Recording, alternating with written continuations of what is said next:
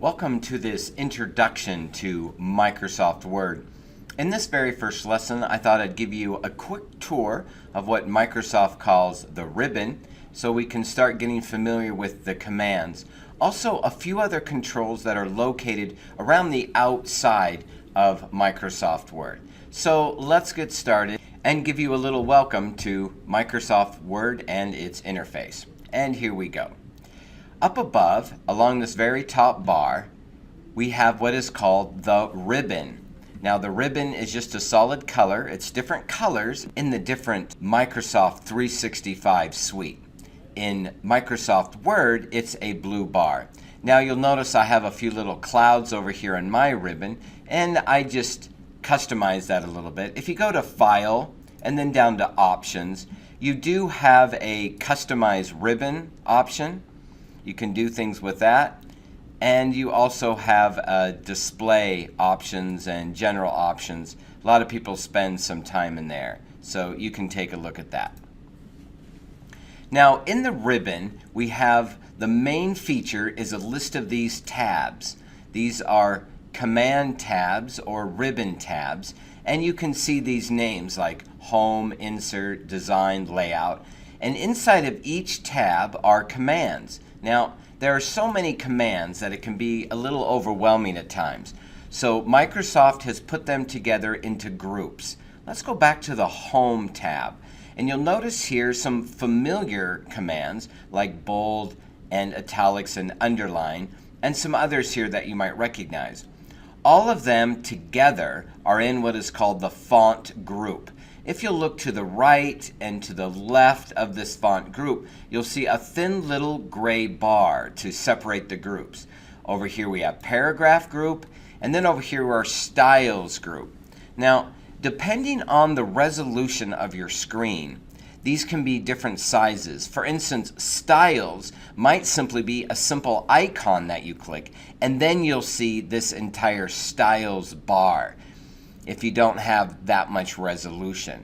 But because I'm working with a very large screen and 4K resolution, there's plenty of room to show all of it. So just be aware, sometimes on one screen you might see a very large display with lots of features, and other times one simple button you click and then you'll see all of your options.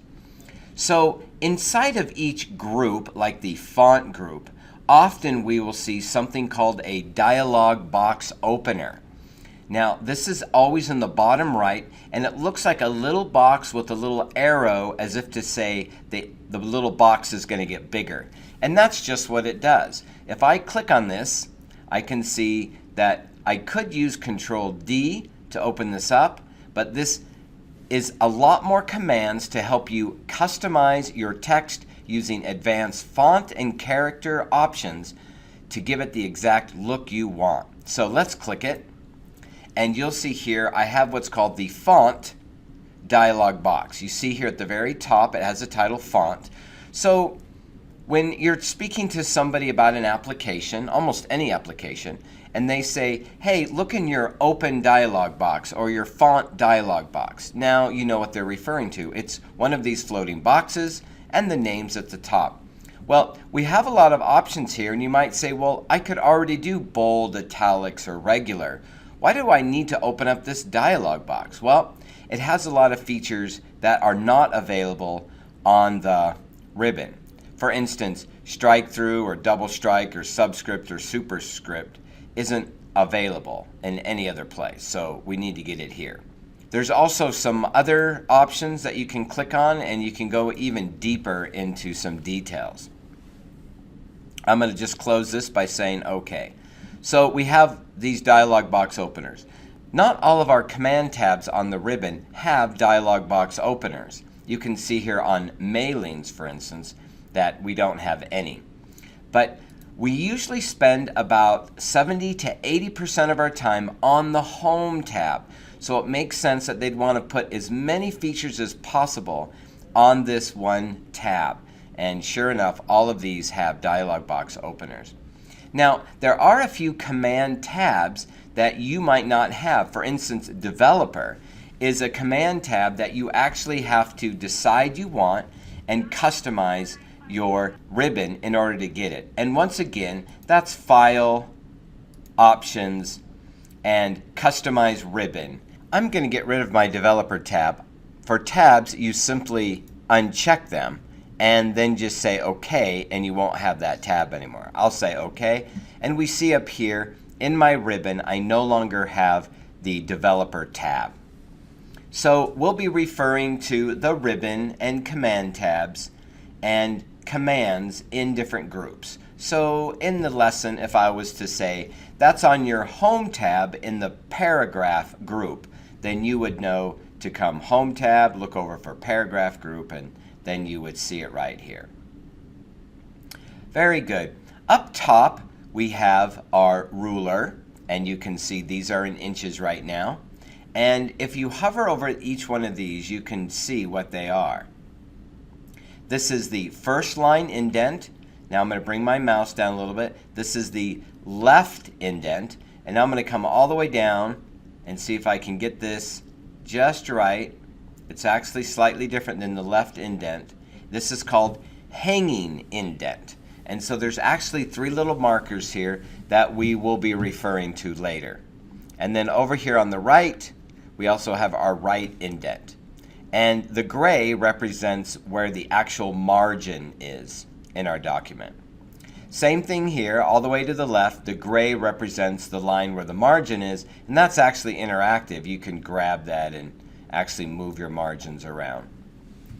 I'm going to generate some text here. I'm going to come down a little bit, and there's a few little hacks in Microsoft Word that are very interesting. One of them is the function that's actually quite similar to a function in Excel, and I just say equals RAND, that's for random, and then I give it 2 parentheses.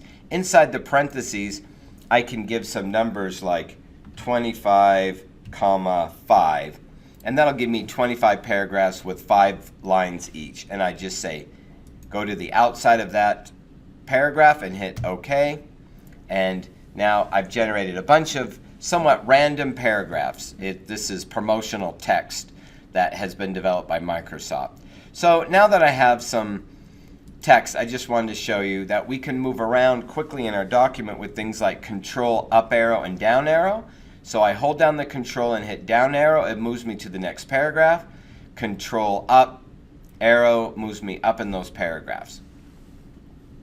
Now I'm going to select some text, and I want you to look all the way down in what's called the status bar. It's at the very bottom. Now that I've highlighted some text, I can see that I've highlighted 80 of 1,996 words. That's in our status bar down here. I also see that I'm on page 1 of 4, and I'm on page 1, section 1. Later, when we make different sections, you can actually be in section 1 or section 2. But we haven't created any sections, so we're just simply in section 1. A few other things we need to point out, and that is sometimes your command tabs in the ribbon disappear, and it can be very frustrating. I'll demonstrate here. So now I see my command tabs, but there's no commands under them. And when I click them, it appears, but then when I click away, it disappears again. What happens is if you double click on one of these command tabs, it thinks that you want it to auto hide. So I'm going to double click, and now they will stay permanent. They won't move around anymore. Those commands are also available over here to the far right. It's called Ribbon Display Options. And if I click on it, I can see that what I want is Show Tabs and Commands. And when I double clicked on one of those tabs, it became Auto Hide. And so it would disappear every time my mouse moved away from it. So now you know how to restore that again. Also, in the very far right, there is a little tiny arrow. And if you click it, everything will shrink and kind of disappear. And that can be very frustrating. And double click and bring it back, and now it'll stay there because I double clicked on it. So be aware of that.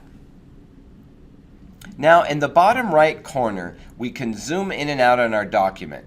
We can see currently that we are slightly more than center, which means we're higher than 100% because the very center is 100%. And if you look all the way on the very right bottom corner, it says 180%. So that's how far we've zoomed in. You can click on the minus or the plus icon, and every time you click on it, it'll move 10%. You can also grab the zoom bar and actually move that forward and back to zoom in. Throughout this lesson, I will be zooming in and out to make it more clear, and you can do the same. There's also 3 display buttons in the bottom right, and if you hover over them, you'll be able to read that. The first one's called Read Mode. The center one's called Print Layout. That's the normal that we usually use. And all the way to the right, it's called Web Layout. And you can see these are slightly different. Here's the Read Mode, where we see 3 different pages, stripped of everything except for the words. And then we have our Print Layout in the middle, and then all the way to the right, we have something called Web Layout. And you can see that there. So if you ever see one of these layouts and things look a little strange to you, you can know, oh, I need to go back to the middle one, which is my print layout, and that's the most common view for editing in Microsoft Word. Okay, that's the basics. We just needed to be clear about some terminology as we move forward in this lesson.